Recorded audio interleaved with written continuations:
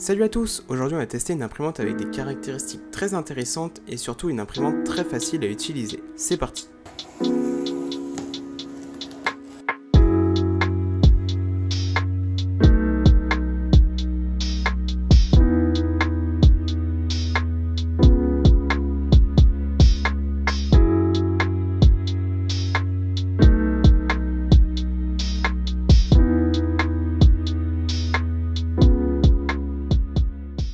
Dans le carton, on y retrouve la notice. Ensuite, on a une buse de rechange, puis un filtre. Ensuite, on a une première bobine de PLA noire de 300 grammes. On a aussi un petit sachet d'outils, puis on a deux câbles d'alimentation. On a une spatule et pour finir, on a l'imprimante.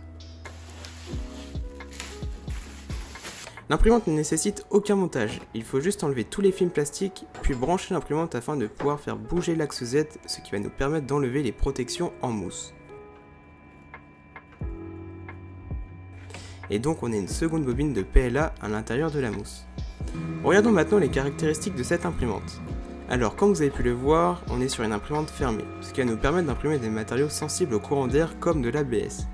On est sur une taille d'impression de 15 par 15 par 15 cm, avec un plateau amovible, flexible et chauffant. On a aussi un filtre HEPA au niveau du ventilateur d'extraction qui va nous permettre d'éliminer les odeurs dégagées par les filaments comme l'ABS. On a un capteur de fin de filament, une caméra intégrée afin de surveiller nos impressions. On a aussi le Wi-Fi, ce qui va nous permettre de la connecter à des services de cloud pour lancer nos impressions à distance. On a un écran tactile et une mémoire interne de 7 Go.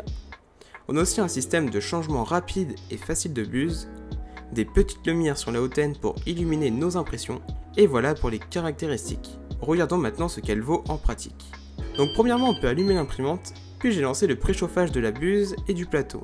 Le plateau met un peu de temps à chauffer, cependant la buse chauffe très rapidement. Ensuite j'ai cliqué sur filament, et je vais pouvoir charger le filament. Pour charger le filament, on doit ouvrir le compartiment à droite de la machine, et on peut y insérer la bobine fournie. On n'a plus qu'à insérer le filament dans l'extrudeur, et à attendre que le filament arrive jusqu'à la buse. Une fois que le filament sort, on peut quitter le menu.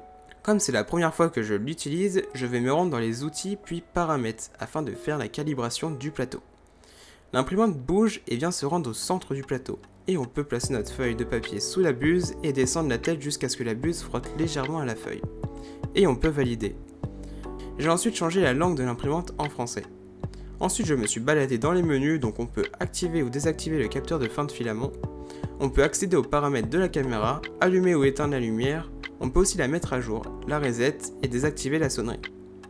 Passons à l'impression de test. Donc je me rends dans la mémoire interne et je lance l'impression de test.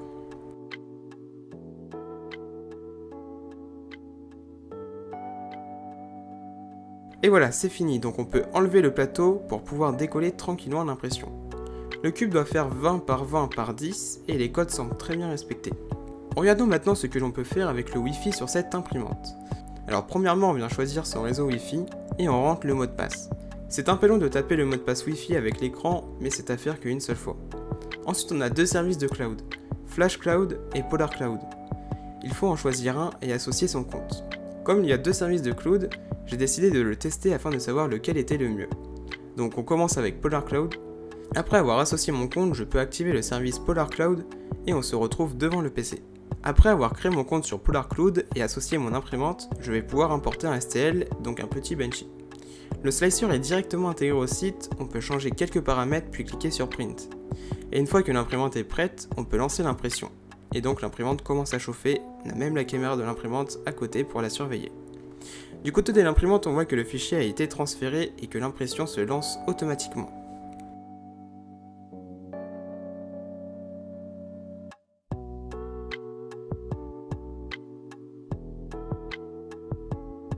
Le Benchy est terminé, donc la qualité n'est pas excellente du fait que les jointures doivent être en aléatoire. Donc il y a plein de petits points partout et on a un peu de sous-extrusion. Ensuite j'ai testé Flash Cloud. Donc je l'ai activé sur l'imprimante et j'ai associé l'imprimante à mon compte. Sur Flash Cloud, il faut premièrement importer le modèle, l'importation est assez longue et ensuite il faut cliquer dessus pour pouvoir le slicer. Et là il faut attendre très longtemps. Une fois le chargement terminé, on peut aussi changer quelques paramètres et on peut l'envoyer à l'imprimante et là c'est encore très long. Voici à quoi ressemble le Benchy imprimé avec Flash Cloud. La qualité n'est vraiment pas bonne, il y a des problèmes de refroidissement et beaucoup de sous-extrusion. A ce moment du test, j'étais un peu déçu de la qualité d'impression de cette machine. Cependant, j'avais que testé les services de cloud avec un slicer intégré au site. Je me suis donc rendu sur le site du fabricant afin de télécharger le slicer de cette machine. Après de l'avoir installé et dit quelle imprimante j'avais, je remets mon Benchy, je le slice, et pour l'envoyer à l'imprimante, il faut que votre ordinateur et votre imprimante soient sur le même réseau. Si c'est le cas, le slicer va la détecter et on peut envoyer le fichier directement à l'imprimante. Sinon, il faudra passer par une clé USB et on verra ça après. Donc une fois le fichier envoyé à l'imprimante, l'impression se lance automatiquement. D'ailleurs, pendant l'impression, j'ai regardé s'il était possible d'accéder à la caméra sans passer par le cloud. Et j'ai trouvé, il suffit juste de trouver l'adresse IP de votre imprimante, puis d'ouvrir une page et écrire l'IP de l'imprimante avec le port 8080, puis action égale stream. Et ça fonctionne. On peut la surveiller depuis une page internet. Cependant, il faudra toujours que votre PC et votre imprimante soient sur le même réseau.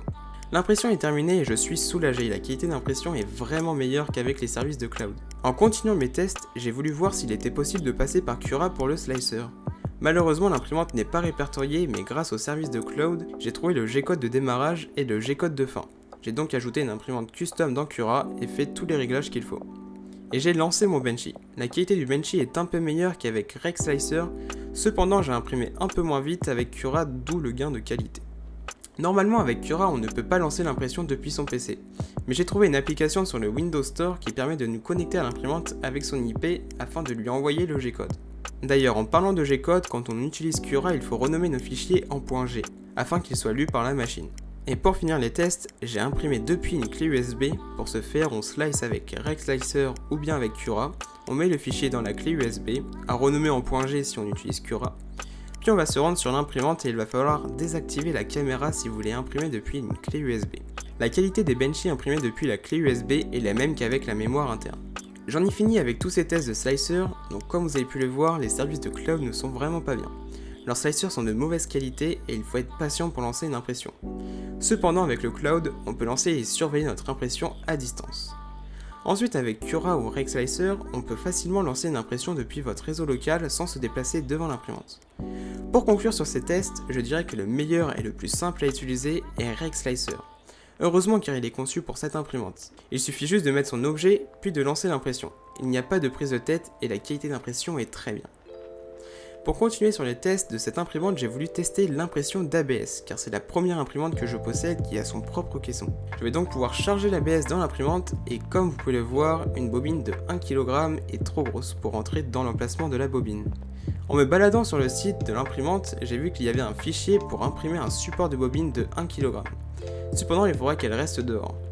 Pour éviter de laisser le caisson ouvert, on pourrait faire un petit trou dans la paroi afin d'y faire passer le filament. Mais je trouve ça quand même dommage de ne pas pouvoir rentrer une bobine de 1 kg dans l'imprimante. Les résultats avec l'ABS sont plutôt concluants et la qualité est même meilleure qu'avec du PLA. Cependant on imprime de l'ABS afin d'avoir des pièces solides, et malheureusement les couches ne sont pas bien soudées ensemble. Et donc cette impression en ABS devient plus fragile qu'une impression en PLA. Cela est dû au fait qu'il n'y ait qu'un ventilateur pour refroidir la hot end et le filament. Donc si on coupe le ventilateur, on coupe le refroidissement de la hot end, ce qui peut engendrer un bouchon dans celle-ci à cause d'une chaleur trop importante. Heureusement, il y a des personnes qui ont modélisé d'autres conduits de refroidissement afin de détourner ou non le refroidissement en fonction du filament que l'on imprime. Pour le PLA, on va placer le conduit devant la buse et pour l'ABS, on va le placer vers l'extérieur. Ceci devrait nous permettre d'imprimer de l'ABS sans problème. Et voilà une petite pièce en ABS qui est maintenant plus solide que du PLA. D'ailleurs, quand on imprime de l'ABS, il n'y a aucune odeur qui se dégage dans la pièce grâce au filtre HEPA. Comme il est très facile de changer de conduit de refroidissement, j'en ai imprimé un autre pour améliorer le refroidissement de mes impressions en PLA. J'ai donc fait deux tests de porte-à-faux, celui de gauche est fait avec le double refroidissement et celui de droite avec celui d'origine. Et il y a bien un gain de qualité. Pour finir sur le test de cette machine, j'avais un filament de chez Owa qui est fait de cartouches d'imprimante recyclées. Je n'arrivais pas à l'imprimer avec mes autres imprimantes, donc j'ai voulu essayer avec celle-ci. D'ailleurs, comme la bobine est petite, elle est donc rentrée dans son emplacement, et j'ai lancé l'impression d'un Benchy.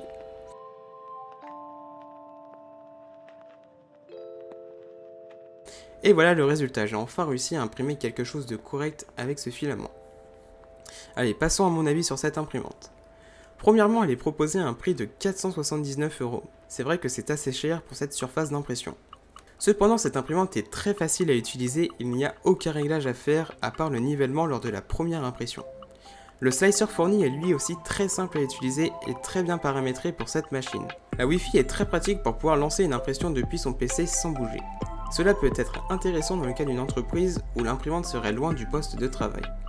Il permet aussi de faire facilement les mises à jour de l'imprimante sans passer par un PC. De plus, la caméra permet de savoir si l'impression se déroule sans accroc. J'ai même réussi à intégrer la caméra dans ma domotique afin de pouvoir la surveiller quand je suis hors de chez moi sans passer par le cloud. J'ai aussi beaucoup aimé la facilité d'utilisation de cette imprimante. Il n'y a aucune prise de tête, on met le fichier dans le slicer, on slice et on envoie à l'imprimante. Si la buse a une température anormale ou si le capteur de fin de filament voit que le filament n'avance pas, l'impression se coupe toute seule. Il n'y a rien à faire, juste retrouver son impression terminée. Cependant, j'ai été un peu déçu par les services de cloud. Ils ne sont pas à la hauteur de l'imprimante. Ils fonctionnent mal et ne sont pas pratiques. Mais cela peut être intéressant de la laisser activer au cas où vous voudriez lancer une impression depuis votre travail et la retrouver le soir à la maison. Mais il vous faudra une prise connectée afin de pouvoir l'allumer à distance, à moins de toujours la laisser allumée. Ensuite, le système de changement de buse rapide est très bien pensé. Cependant, une buse de rechange coûte 30 €. Donc il va falloir faire attention aux matériaux abrasifs, même si les buses semblent être en acier, ce qui est plus résistant que le laiton. En parlant de la buse, il est vrai que c'est un peu dommage d'avoir qu'un ventilateur pour refroidir la hautaine et la pièce imprimée. Cependant, les conduits sont très faciles à imprimer et très faciles à changer. Je pense que cette imprimante est plus destinée à une entreprise ou à une école voulant une petite ferme d'imprimantes 3D, car le prix reste assez élevé pour un particulier. Cependant, si vous voulez une imprimante plug and play très facile à utiliser et à entretenir, c'est un très bon choix. Sur ce, je vous dis à la prochaine pour une nouvelle vidéo. Salut!